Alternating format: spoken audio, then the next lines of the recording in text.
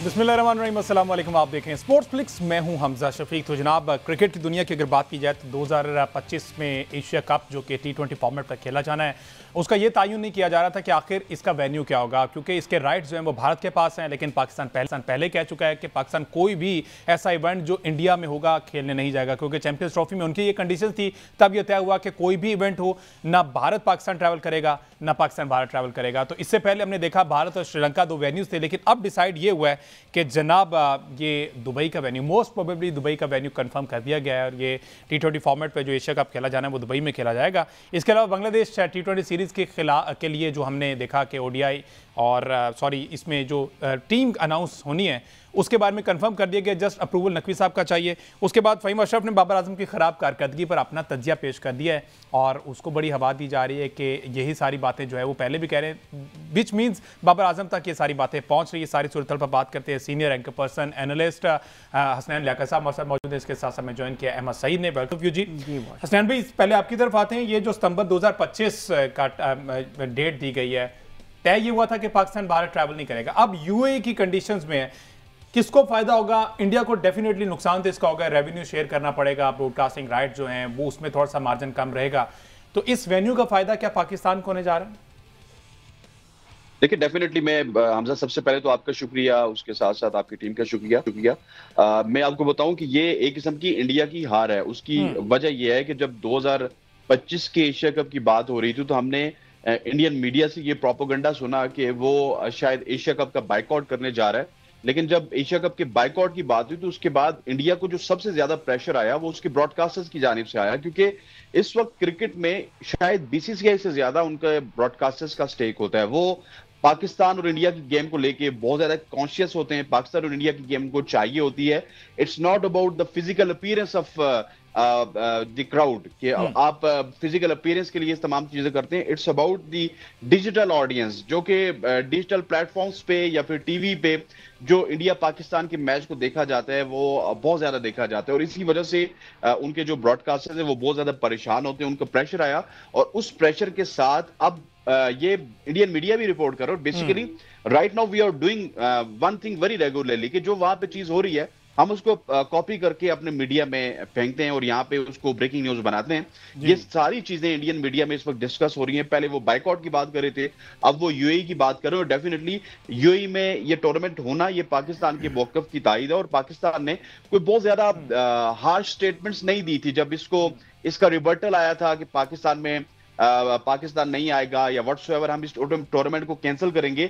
तो हम जिस तरह बहुत ज्यादा प्रिकॉशनरी मेजरमेंट लेते हैं और एकदम से इंडिया की मिन्नत करना स्टार्ट कर देते हैं, उस तरह की मिन्नत समाजत हमने नहीं की और उसका फायदा अल्टीमेटली पाकिस्तान को। और अब जब ये UAE में होगा तो कंडीशंस भी पाकिस्तान को साजगार है। और हमने देखा है कि हमने एक T20 वर्ल्ड कप का फाइनल भी यूनाइटेड अरब एमिरेट्स में खेला था। उसके अलावा हमारा 10-12 साल के लिए होम ग्राउंड रहा। सो अल्टीमेटली पाकिस्तान टीम को इससे बहुत ज्यादा फायदा होगा।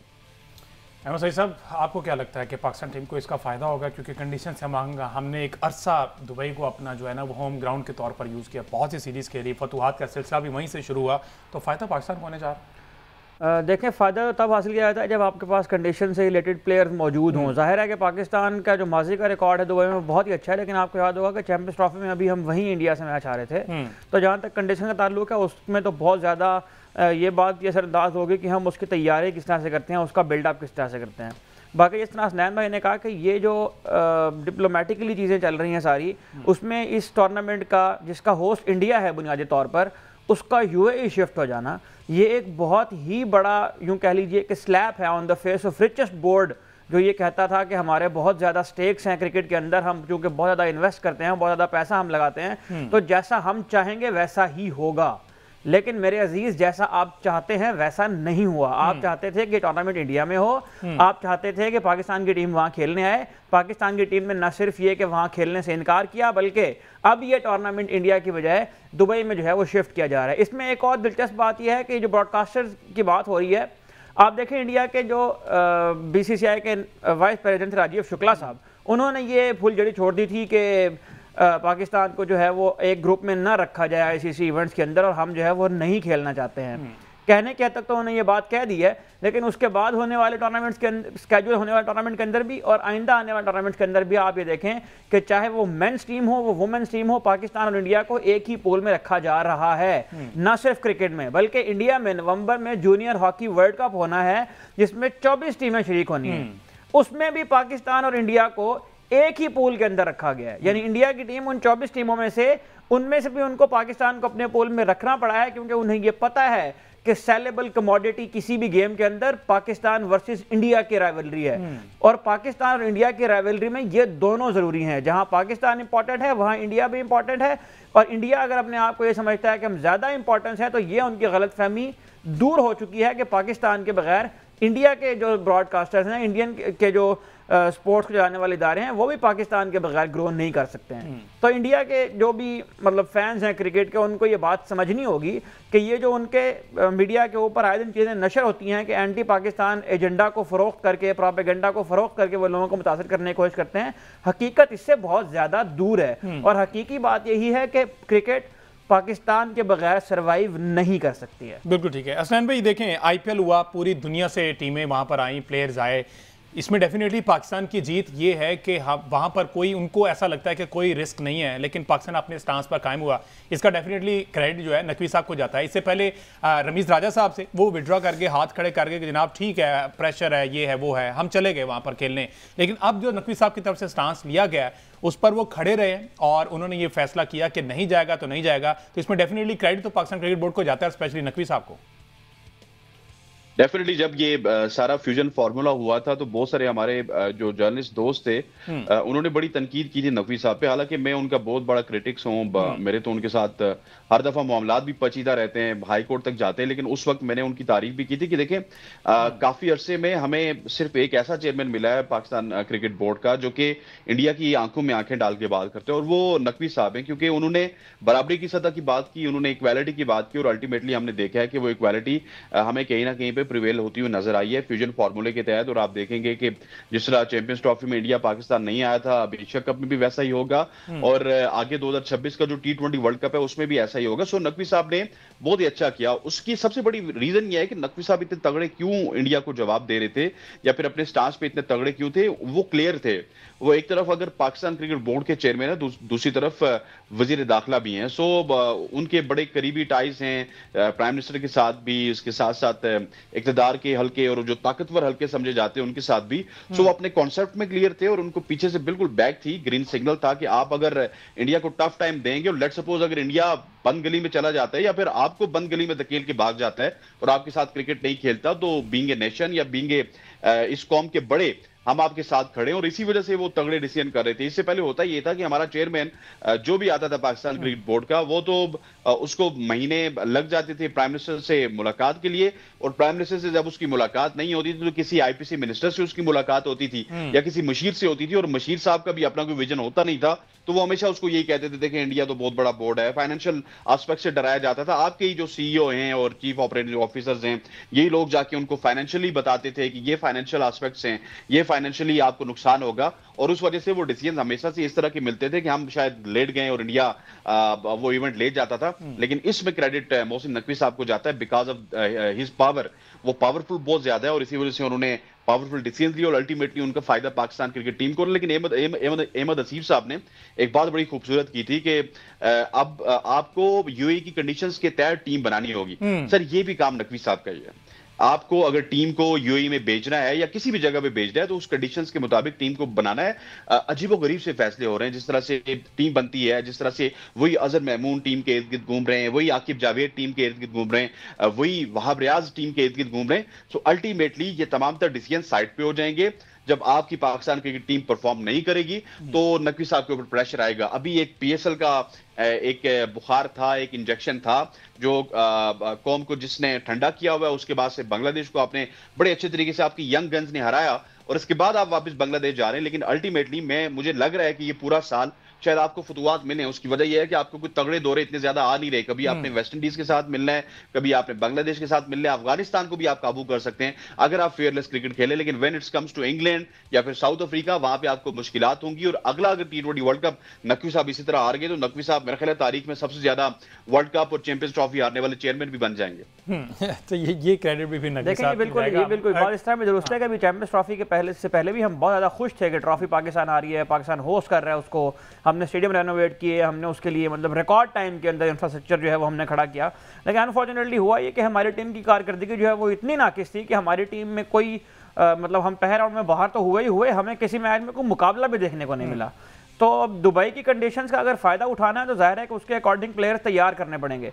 और ये प्लेयर्स तैयार करने वाला जो मामला है, इसमें भी मेंटोर्स की जो तैनाती है, जो कोचेस की तैनाती है, ये भी जाहिर है कि नकवी साहब खुद करते हैं। ठीक है। तो यहाँ पर भी नकवी साहब को बिल्कुल उतना ही तवज्जो करने की जरूरत है जितना वो उन मामला डिप्लोमेटिक मामला के अंदर जोर दे रहे हैं। ठीक है। और ये इन्हीं कंडीशन से फेमिलियर होने के लिए ये जो ट्राई नेशन सीरीज अफगानिस्तान और यूएई के दरमियान ये मामला भी चल रहे हैं, और इसमें कितनी सदाकत है, कहाँ तक ये तैयारियां पहुंच चुकी है, इस पर बात करेंगे एक ब्रेक के बाद। जी इस आते तो कंटिन्यू करते हैं, स्टे विद अस।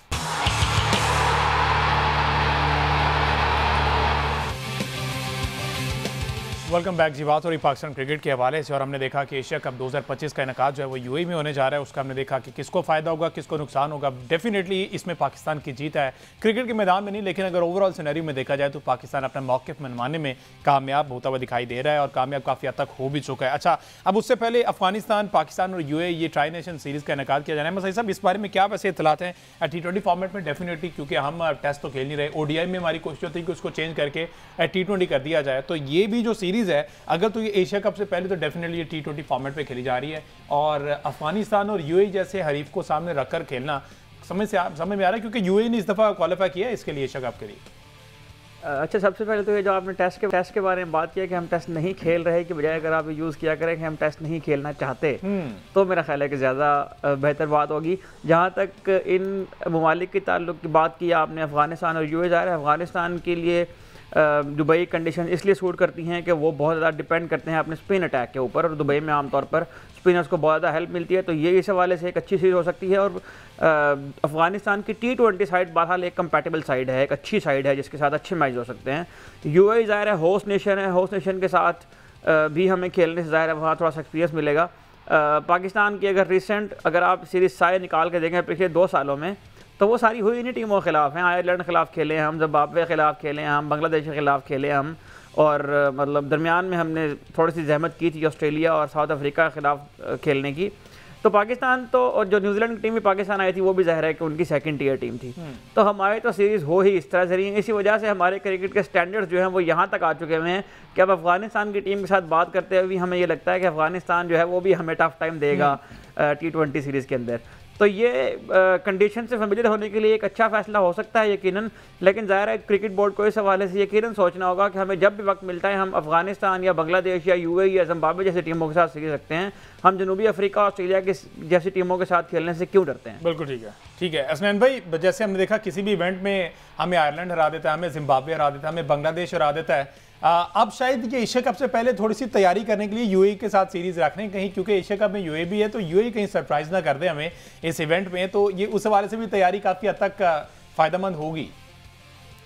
हमजा देखिए, दैट इज वेरी अनफॉर्चुनेट कि हम अब यूएई और अफगानिस्तान के साथ एक सीरीज प्लान कर रहे हैं। That is very unfortunate. जिस तरह अहमद वसीफ बता रहे थे, आप पैटर्न चेक कीजिए कि हम कभी आयरलैंड के साथ खेल रहे हैं, कभी बांग्लादेश के साथ खेल रहे हैं। मैंने आपको 2025 का ऑलरेडी बता दिया कि आपने ज्यादातर थर्ड ईयर की टीम्स के साथ खेलने, अफगानिस्तान के साथ, वेस्ट इंडीज के साथ। देखिए, आज भी एज ऑफ नाउ हम बहुत शिकस्तों के बावजूद भी Pakistan cricket is a brand.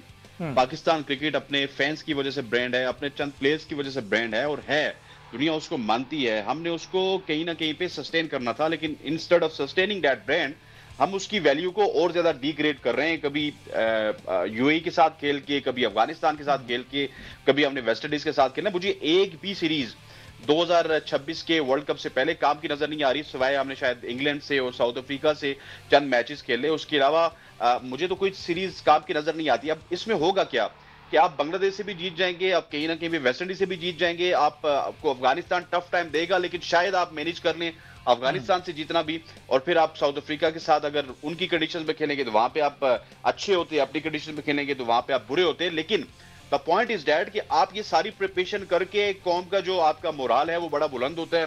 कौम तो बेचारी आपकी रीसेंट परफॉर्मेंसेस को देखती है, लेकिन जब आप वर्ल्ड कप में जाते हैं तो आपकी परफॉर्मेंसेस सीधी सी बैठ जाती है। और मैं आपको आज तकरीबन वर्ल्ड कप स्टार्ट होने से महीनों पहले बता रहा हूं कि पाकिस्तान से 2026 के आप T20 वर्ल्ड कप में भी कोई उम्मीद नहीं लगा सकते। मैं आज आपको बता रहा हूं क्योंकि वो श्रीलंकन कंडीशंस में होनी है, और अभी तक आपकी जो नई टीम है या फिर आपके पास जो पुराने बाबे हैं बाबर आजम और रिजवान की सूरत में, उनको स्पिन खेलना नहीं आता है, और श्रीलंका में आपको स्पिन कंडीशंस मिलेंगी। आप एक पैटर्न देखिए कि 2022 के बाद आज तक आप क्यों फेल होते हुए नजर आ रहे हैं। 2023 में आपका बांडा फूटा है एशिया कप में श्रीलंका में, 2023 में आपका वर्ल्ड कप था, इंडिया में आपका बांडा फूट गया। इसके बाद 24 में नई कंडीशंस थी तो अमेरिका में आपका बांडा फूट गया। 2025 में आप अपनी कंडीशंस में नहीं खेल सके। क्यों? क्योंकि तमाम तर कंडीशंस कहीं ना कहीं पे स्लो थी और पिच स्पिनर्स को सपोर्ट कर रही थी। लेकिन अगर आप 2022 की बात करेंगे, 21 की बात करेंगे, 19 की बात करेंगे, इवन 17 की बात करेंगे, क्योंकि 17 के भी बहुत सारे प्लेयर्स इस टीम में खेले जिसमें फहीम है, शादाब हैं, फखर हैं, बाबर हैं, तो वो सर तेज पिचेस थी। और तेज पिचेस में आपने आज से 6 महीने पहले, ये जो चैंपियंस ट्रॉफी से 3-4 महीने पहले आपने साउथ अफ्रीका में और आपने ऑस्ट्रेलिया में अच्छी क्रिकेट खेली, लेकिन when it's comes to Asia तो आपकी कोई प्रिपरेशन नहीं है। और आपको अभी से अपना किबला दुरुस्त करना होगा। आपको यूएई के लिए, आपको पाकिस्तान के लिए, आपको इंडिया के लिए, आपको श्रीलंकन कंडीशंस के लिए अपनी टीम बनानी होगी। अदरवाइज आप एशियन कंडीशंस में इसी तरह से स्ट्रगल करेंगे। होगा ये कि आप यहां पे स्ट्रगल करेंगे, फिर एक आध इवेंट आपको सीना कंट्रीज में मिलेगा, वहां पे आपके पेसर्स, क्योंकि उनके पास पेस बहुत ज्यादा है, वो अच्छी विकेटें लेते हैं। हारिस भी हो गया, शाहीन भी हो गया, वहां पे जाके उनको जान पड़ जाती है। कहीं ना कहीं पे बल्लेबाज भी थोड़ा सा स्कोर बना लेते हैं तो वहां पे आपकी जान छूट जाती है। अदरवाइज एशियन कंडीशंस वाली टीम आपकी नहीं रही अब। सही साहब, अच्छा, इसमें एक फैक्टर और भी है, अगर आप गौर करें तो ये जो स्केड्यूलिंग की बात हो रही है कि हमें इस तरह की टीमों के खिलाफ खेलने पे जो है वो हमारी टीम मसरूफ़ रहती है। इसका एक नुकसान ये होता है कि आपका जो प्लेयर्स डेवलपमेंट का जो एक पूरा स्ट्रक्चर होता है ना, वो भी रुक जाता है। आपको यहाँ तक कि ये भी नहीं पता होता कि किस प्लेयर को कौन सी टीम के अगेंस्ट डेब्यू करवाना है। आपको ये नहीं पता होता कि किन कंडीशंस के अंदर कौन से प्लेयर्स को शॉर्टलिस्ट करके उनके ऊपर मेहनत करनी है अगले 4-5 महीने के लिए। इसलिए कि हमने तो खेलना इन टीमों के साथ है। जब हमने खेलना इन टीमों के साथ है तो फिर हमारे जो एक सेट ऑफ प्लेयर चल रहा है, हम उन्हीं को रेगुलर इस्तेमाल करते रहते हैं। उसका यह निकलता है कि पीछे से भी प्लेयर कोई नहीं बनते, और जो डेवलप हुए प्लेयर हैं उनका भी पीक टाइम जो है वो ज़ाया हो जाता है इस तरह की सीरीज खेल के। अभी साउथ अफ्रीका की टीम जिम्बाब्वे के साथ खेल रही है। आप निकाल के देखें कितने प्लेयर हैं उसमें साउथ अफ्रीका के जो रेगुलर टीम का हिस्सा हैं। केशव महाराज उस टीम की कप्तानी कर रहे हैं जो जिम्बाब्वे के खिलाफ मैदान में उतरी हुई है। तो हमने तो ना सिर्फ ये किया है कि इन टीमों से मैचेस खेले, बल्कि इन टीमों के खिलाफ भी हमने अपने रेगुलर टीम्स खिलाई हैं। हमने किसी प्लेयर को रेस्ट करवाने की जहमत नहीं दी। नतीजा क्या हुआ? हम जिम्बाब्वे से हारे, हम आयरलैंड से हारे, हम यूनाइटेड स्टेट्स की टीम से अमेरिका में 2024 के वर्ल्ड कप में हारे। हमारा जो थ्रेशोल्ड है, जो हमारा जिसे कहते हैं ना कि परफॉर्मेंस, इसका बार जो हम ले आए हैं वो इतना नीचे ले आए हैं कि हमें अब अफगानिस्तान की टीम के खिलाफ खेलते हुए भी डर लग रहा है। हाँ। और ये नतीजा है रेगुलरली इन टीमों के साथ खेलने का। इसकी जो वजह है वो ये है कि क्रिकेट वो लोग चला रहे हैं पीसीबी के अंदर जिनका क्रिकेट से दूर दूर तक कोई ताल्लुक नहीं है, जो ना सिर्फ ये कि इस प्रोसेस से नहीं गुजरे बल्कि उन्होंने कभी को प्लेयर भी डेवलप नहीं किए हैं, प्लेयर डेवलपमेंट के फेज से भी वो नहीं गुजरे हैं। तो उन्हें नहीं पता कि प्लेयर्स को डेवलप कैसे करना है, उनको इस्तेमाल कैसे करना है। अस्टन भी कुछ ऐड करना चाह रहे हैं आप? अच्छा, आप यहाँ पे ना बिल्कुल वो जो बात कर रहे हैं कि प्लेयर्स को डेवलप करना पीसीबी को नहीं आता, यहाँ पे बाबर आजम की भी गलती है, रिजवान की भी गलती है, शाहीन शाह अफरीदी की भी और हारिस रऊफ की भी, कि ये जब छोटी टीमें आती थी तो ये किसी यंग टैलेंट को मौका भी नहीं देते थे। और वो अहमद साहब ने जो बात की उसमें सिर्फ एक चीज ऐड करना चाहूंगा कि जब आप बहुत ज्यादा क्वालिटी क्रिकेट खेल रहे हो और बीच में ना आपको ये पसंद आना स्टार्ट हो जाए कि मैं छोटी अपोजिशन को भी जाके मार दाड़ करके अपने रन बना लूंगा, अपने रिकॉर्ड्स बना लूंगा, तो आप कहीं ना कहीं पे एक्सपोज हो जाते हैं। आपके अंदर से जो कंपेटिटिवनेस है वो खत्म हो जाती है, कंपेटिटिव क्रिकेट की तरफ आप नहीं जाते। और यही वजह है, अब देखिए ना, बाबर का या रिजवान का डाउनफॉल तो इसी के बाद स्टार्ट हुआ कि जब वो जिम्बाब्वे के खिलाफ भी रेस्ट नहीं कर रहे हैं, अमेरिका के खिलाफ भी रेस्ट नहीं कर रहे, वेस्ट इंडीज के खिलाफ भी रेस्ट नहीं कर रहे। हाँ, वो बहुत क्वालिटी के प्लेयर्स थे, वो इंडिया के खिलाफ भी अच्छा खेले, वो ऑस्ट्रेलिया के खिलाफ भी, लेकिन जब उनकी पीक थी और द मोमेंट उन्होंने देखा कि अब थोड़ा सा हम डाउनफॉल आ रहा है तो एकदम से उन्होंने पोजीशन बदली, ओपनर आ गए और ओपनर के साथ साथ ये छोटी टीमों के टूर करना स्टार्ट हो गए। और आज आप देख लीजिए कि no one talks about Babar Azam instead of their fans, वो एक स्टेटमेंट ले लेते हैं और बाबर आजम को जिंदा रखते हैं।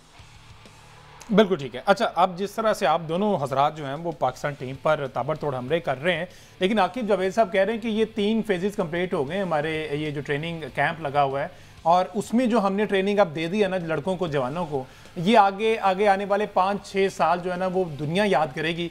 तो आप समझते हैं अहमद सईद साहब इस तरह की ट्रेनिंग इन 3 सेशंस में हो गई है, क्योंकि पूरी दुनिया इस टाइम टेस्ट क्रिकेट में मसरूफ है, लेकिन हम आकिब जावेद साहब की सुपरविजन में जिस तरह की इंडोर ट्रेनिंग कर रहे हैं उसमें मदद मिलेगी एशिया कप जीतने में। अच्छा, इस पूरे जो ट्रेनिंग कैंप्स हुए हैं जिसके 3 हिस्सों में जिसको तकसीम किया गया था और उनमें जो मुख्तलिफ प्लेयर्स को मुख्तलिफ उसके अंदर रख के जो है वो फनकारियाँ लगाने की कोशिश की गई है हमेशा की तरह। मुझे ये बताएं, आकिब जावेद साहब इतने अरसे से पाकिस्तान की टीम के साथ हैं, आकिब जावेद साहब के बनाए हुए 3 प्लेयर्स के नाम बताएं। अजहर महमूद साहब इतने अरसे से टीम के साथ हैं, अजहर महमूद के डेवलप किए हुए 3 प्लेयर्स के नाम बताएं। वहाब रियाज साहब, अब खुदा का वास्ता है, वहाब रियाज साहब को आपने टीम के साथ रखा, सबसे पहले सिलेक्शन कमेटी में लेकर आए, सिलेक्शन कमेटी में उनका ओहदा फारिग हुआ, उसके बाद आपने उनको लगा दिया टीम के साथ कि तुम भी फारिग बैठने से बेहतर है बच्चों को कुछ सिखाओ। वहाब रियाज के अपने पूरे कैरियर में सिर्फ एक स्पेल है जिसकी वजह से वो मशहूर हुआ, वो मैच पाकिस्तान हार गया था। वहाब रियाज ने एक बार 5 पर हासिल किया था, वो मैच पाकिस्तान हार गया था। तो जब आप इस तरह के लोगों से ट्रेनिंग करवा रहे हैं कि जिनका अपना पोर्टफोलियो इस तरह का है कि उनके पूरे करियर में सिर्फ एक स्पेल है, उनके पास कोई जीत नहीं है सेलिब्रेट करने के लिए, उनके पास कोई लेगेसी नहीं है जो वो ट्रांसफर करेंगे आगे अपने यंग टैलेंट्स को, उनके पास कोई ऐसा कारनामा बताने के नहीं है जिसको बताकर लोगों को वो मोटिवेट करेंगे, स्किल सिखाना तो दूर की बात है, ये तो इनका माइंड सेट ही नहीं बना पाएंगे जीतने वालों का। तो मुझे आकिब जावेद साहब हर उसके बाद आ जाते हैं, मीडिया के ऊपर बात करते हैं, उनकी 2-4 बातें जो है वो यहाँ पे लोग पकड़ लेते हैं और मशहूर हो जाती हैं और आकिब जावेद की वाह हो जाती है। तो आप भी यहाँ बैठे हैं, हम भी यहाँ बैठे हैं, हमने क्रिकेट कवर करनी है, हम क्रिकेट कवर करते आ रहे हैं, हम इसके ऊपर बात कर रहे हैं, हम अपने इस कमज़ोर दिल के साथ दोबारा यहाँ 4-5 महीने बाद बैठे होंगे और इस कैंप के जो नताइज आएंगे ना, वो नताइज ये आएंगे कि पाकिस्तान की टीम 2 सीरीज़ जीतेगी। ये बांग्लादेश के साथ मैं आपको आज बता रहा हूँ, बांग्लादेश से हम सीरीज़ जीत जाएंगे, उसके बाद वेस्ट इंडीज़ के साथ जाके हम सीरीज़ जीत जाएंगे, अफगानिस्तान की सीरीज़ भी हम हार जाएंगे। ये मैं लिखवा के साइन करवा रहे हैं। ये ज़रा जज्बाती हो गए कि अफगानिस्तान के खिलाफ भी इन्होंने हरवा दिया हुसनैन भाई। अच्छा, इन्होंने कहा कि आकिब जावेद का कोई एक प्लेयर बताएं, तो वो तो 12 दफ़ा कहते हैं कि शाहीन शाह अफरीदी हैं, हारिस रऊफ हैं, फ़खर जमान है। अब एक लंबी फहरिस्त है, तो आपके नज़दीक भी कोई एक भी प्लेयर ऐसा नहीं है जो उन्होंने तैयार किया हो? देखिए एक तो वो ठीक बात कह रहे हैं, अफगानिस्तान से आप हार सकते हैं, अफगानिस्तान में ये पोटेंशियल है और स्पेशली T20 क्रिकेट में वो आपको नाकू चने चबवाएंगे। आप ये बाबर रिजवान और शाहीन को भी ले आए तब भी। फखर जमान को तो उन्होंने बनाया नहीं, अनफॉर्चुनेटली। फखर जमान तो डोमेस्टिक से है ना जी, वो तो डोमेस्टिक खेल रहे हैं, टीम से आए। हाँ, शाहीन शाह अफरीदी को उन्होंने बनाया, तो शाहीन शाह अफरीदी को लाहौर कलंदर में ही रख लो यार। हारिस रऊफ को अगर उन्होंने बनाया तो यार इनको भी उधर ही रख लो। ये पाकिस्तान नेशनल टीम के प्लेयर अब नहीं रहे। ये सीना कंडीशंस में एक आध मुल्क में तो हारिस रऊफ सब परफॉर्म कर देते हैं, साउथ अफ्रीका और ऑस्ट्रेलिया में, उसके अलावा तो उन्होंने 80-90 ही खाना है। और बाकी जो बात है आकिब जावेद की, सर ये सब ड्रामेबाजी हैं कि एक मरला खत्म हो गया, दूसरा मरला खत्म हो गया, तीसरा मरला खत्म हो गया। जब तक आपके ये 3-4 लोग, आकिब जावेद, वहाब रियाज और ये पता नहीं 1-2 लोग और भी हैं, अजहर महमूद हो गए, इनसे आप इमरान फरत साहब भी हैं, इमरान फरत साहब भी लगे हैं बच्चों के साथ काम करने। हाँ, इमरान फरत हैं, उसके अलावा तो हमारे बहुत सारे दोस्त भी लगे हुए, मैं उनका नाम नहीं लूंगा, अब्दुल रजाक साहब लगे हुए, अब्दुल रहमान साहब लगे हुए, बहुत सारे लोग लगे हुए, लेकिन मैं सारों के नाम नहीं लूंगा। लेकिन आप देखिए कि आपने 2009 का वर्ल्ड कप जीता, जेफ लॉसन आपके कोच थे, आपने 2017 की चैंपियंस ट्रॉफी जीती, मिकी ऑथर आपके कोच थे, एक इंतखाब आलम साहब ने आपको 1992 का वर्ल्ड कप जितवा दिया। उसके बाद तो पाकिस्तानी जो प्लेयर्स हैं, मैं कसम से ये कह रहा हूं आपको, मैं हल्फिया ये कह रहा हूं कि इनका तो पाकिस्तान में जो हॉकी ओलंपियंस का किरदार है ना पाकिस्तान क्रिकेट में, इनका वो वाला किरदार है। ये सिर्फ अपनी पसंद नापसंद के प्लेयर्स को प्रमोट करते हैं, अपनी पसंद नापसंद के फैसले करते हैं, चेयरमैन को जो भी उस वक्त का होता है उसके कान भरते हैं और उसको सिर्फ ये रखते हैं कि ये हमें पसंद करता रहे। जब तक कि कोई बड़ा प्रेशर नहीं आता तो उस चेयरमैन को समझ नहीं आती, वो इनको हटाता नहीं है। और अभी तो चेयरमैन साहब भी ऐसे बाकमाल शख्सियत है मोहसिन नकवी साहब की शक्ल में कि वो तो अपनी जो यारी है उसको इतना दूर से निभाते हैं कि अगर एक शख्स सिलेक्टर होता है उसके वहां से हटा देते प्रेशर पे, उसको कोच बना देते, कोचिंग से उसको प्रेशर पे हटा के तो उसको डोमेस्टिक का जो स्ट्रक्चर होता है उसके लिए हेड बना देते हैं, डोमेस्टिक का जो कप होता है। सो इस तरह की अब दोस्ती यारी हो रही है। आकिब जावेद की क्या परफॉर्मेंस थी कि आपने आकिब जावेद को एनसीए का हेड कोच बना दिया? और जब आपने सवाल किया कि आकिब जावेद ने बड़ी एक्टिविटीज की है, भाई आकिब जावेद जो लाखों रुपए तनख्वाह ले रहे हैं हमजा साहब, उन्होंने वो जस्टिफाई भी तो करनी है ना। वो जो तमाम तर फ्रेजेस हैं जो अंग्रेजी में यूज होते हैं कि काम तो करने को कुछ होता नहीं है, लेकिन बिजी रहने के लिए आपको कुछ करना पड़ता है, तो वो बिजी रहने के लिए कुछ तो कर रहे हैं ना। ऊपर से आप माशाल्लाह से लाहौर में बैठे हुए चंद साफी उनके अच्छे जानने वाले हैं, वो भी उनको कह देते हैं कि आपने टिकर्स भी भेजने हैं, आपकी मीडिया के ऊपर कवरेज भी अच्छी होगी, आपकी भाई वाह हो जाएगी, एनसीए में वैसे भी आप पहुंच गए तो आपकी दिहाड़ी तो सही लगी हुई है सब लोगों की, और ये दिहाड़ीदारी का काम हो रहा है, और आपको इसमें रिजल्ट प्रोड्यूस होते हुए नजर नहीं आएंगे आइंदा। अच्छा हसनैन भाई, इससे पहले मैं अहमद सईद साहब से भी ये बात करता रहता हूँ। अभी ऋषभ पंत की हम एग्जांपल देते हैं कि उन्होंने जनाब दोनों इनिंग्स में जिस तरह के सेंचुरी स्कोर की है, वो इंजरी, ना सिर्फ वो इंजरी बल्कि वो मिरेकल था जिस तरह से वापस है। उनके डॉक्टर्स ने कहा कि अगर आप चल भी पाएँ कभी ज़िंदगी में तो ये मिरेकल होगा, और उन्होंने खेल जिस तरह की आके कम बैक किया है। अब मैं शादाब खान की बात करना चाह रहा हूँ। शादाब खान जो है वो भी अब कंधे की तकलीफ है। इस बार PSL में इनकी ग्राइन इंजरी थी, उससे पहले भी इनको कोई एक आधा इशू था। क्यों पाकिस्तान में कोई भी प्लेयर ऐसा जो हल्का फुल्का इंजर्ड होता है, जब वो रिहैब के बाद वापस आता है तो दोबारा कंटिन्यू नहीं कर पाता उस तरीके से? क्या हमारा इतना माठा सिस्टम है, ठंडा सिस्टम है, कोई वहां पर ध्यान नहीं देता, रिहैब पर ध्यान नहीं देता? उधर से बुमराह बाहर गया, वापस आया तो दुनिया ने याद किया कि कमबैक होता है ऐसा, ऋषभ पंत का कमबैक होता है ऐसा, एक दो और ऐसे नाम है जिन्होंने कमबैक किया, पूरी दुनिया मानती है कि जनाब इन्होंने मेहनत करके रिहैब कंप्लीट करके वापस आए। पाकिस्तान में ऐसा कोई एक भी नाम नजर नहीं आता जिसने वापस आया। हमजा भाई आप बड़े एंकर हैं, 2-3 साल से आप प्रोग्राम कर रहे हैं, बड़े सियाने हैं आप, माशाल्लाह से बड़े बड़े क्रिकेटर्स आपके साथ बैठते हैं। ये सब ड्रामेबाजी है भाई। आपको याद है कि ये जो शादाब खान है, इनको स्ट्रेचर पे रख के कराची से बाहर लाया गया था, कराची के ग्राउंड से जहां पे डोमेस्टिक क्रिकेट हो रही थी, और वही शादाब खान उसके बाद एक इंटरनेशनल लीग आपको खेलते हुए नजर आए थे। हमारे जो क्रिकेटर्स हैं, इनमें अगर किसी के साथ थोड़ी सी रिहैब में अर्ली ज्यादती हुई है तो वो शाहीन शाह अफरीदी है। बाकी शादाब खान की जितने भी ये इंजरी और ये कंधे की इंजरी है, वो सिर्फ ये साबित करने की कोशिश कर रहे हैं कि किसी तरह से नई टीम है, नई टीम में वो फील्डर बड़े अच्छे हैं, वो बैट्समैन बड़े अच्छे हैं, तो किसी तरह से हम उनकी बॉलिंग को भूल जाएं और हम उनको एज ए बैट्समैन या फिर एज ए फील्डर वहां पे रख लें। इस तरह से आपके जितने भी क्रिकेटर्स हैं, आप अपने क्रिकेटर्स की वो, यार रिजवान का आपको याद होगा, गालिबन 2021 या 22 का वर्ल्ड कप था, उसको वो सारी चीजें लगी हुई थी और डॉक्टर्स ने बड़ा कहा था जी कि इनको रेस्ट करनी चाहिए। एक दिन उनकी पिक्चर आई, हम सोच रहे थे कि भाई ये तो बंदा गया, अगले दिन वो बंदा टीम में खेल रहा था। तो ये हमारे क्रिकेटर्स तो ये तमाम तर चीजें पब्लिसिटी स्टंट्स के लिए करते हैं, इनका हकीकत से कोई ताल्लुक नहीं है। और हसनैन भाई 2023 के वर्ल्ड कप में शादाब खान को कंकशन हुई थी, और उसी मैच के आखिर में शादाब खान शायकीन के साथ कुछ गपियां लगाते हुए पाए गए थे जब वो मैच से बाहर निकल गए थे, इसलिए कि वहां शादाब खान को जी हाँ, इसलिए शादाब खान को वहां बॉलिंग करनी पड़नी थी। जब पाकिस्तान की टीम मैच हार रही थी तो बाहर चले गए, टीम थोड़ी सी जीतने की पोजीशन में आए तो वो बाहर आके खुश गपियां लगाने में मसरूफ हो गए। दूसरी बात यह है कि शादाब खान को अगर ग्रोइन की इंजरी थी, जो कि बार बार रिपोर्ट की जाती है कि उनको ग्रोइन की इंजरी थी, तो शादाब खान उन जगहों पर खड़े होकर फील्डिंग क्यों करते हैं जहां पर बॉडी सब ज्यादा स्ट्रेच होती है? शादाब खान पॉइंट पर खड़े होकर फील्डिंग करते रहे जब जिन दिनों में इनकी ग्रोइन की इंजरी की बात हो रही थी।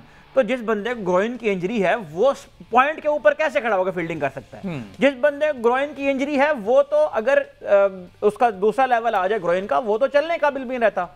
तो आप उनको मैच भी खिलाए जा रहे हैं, साथ आप कह रहे हैं ग्रोइन की इंजरी भी है। तो जब दिल की इंजरी हो गई, जब दिल किया खिला लिया, जब दिल किया बाहर कर दिया। तो ये ड्रामेबाजी आप बंद करें। शादाब खान के कंधे में अगर कोई इंजरी है तो अल्लाह करे कि उनको जल्द सेहत याबी उनको मुयसर आई से, और मेहरबानी फरमाएं कि इन सारी इंजरियों को एक ही दफा ठीक करके अब दोबारा प्रॉपर वापसी की। अच्छा, अभी भी वापस आए? खैर बिल्कुल आए अपनी फिटनेस हासिल करें, परफॉर्मेंस दें, टीम में वापस आए, यही तरीका होता है टीम में आने का। अच्छा हसनैन भाई, आपकी नज़र में अब वाइस कप्तान कौन आने जा रहा है? क्योंकि शादाब से बहुत सी उम्मीदें थी, वाइस कप्तान ही ने बनाया गया पिछली सीरीज में भी और आगे आने वाली सीरीज में भी। वन एशिया कप और वर्ल्ड कप के लिए भी कह दिया गया कि सलमान अली आगा कप्तान होंगे, वाइस कप्तान शादाब होंगे। अब कौन होगा?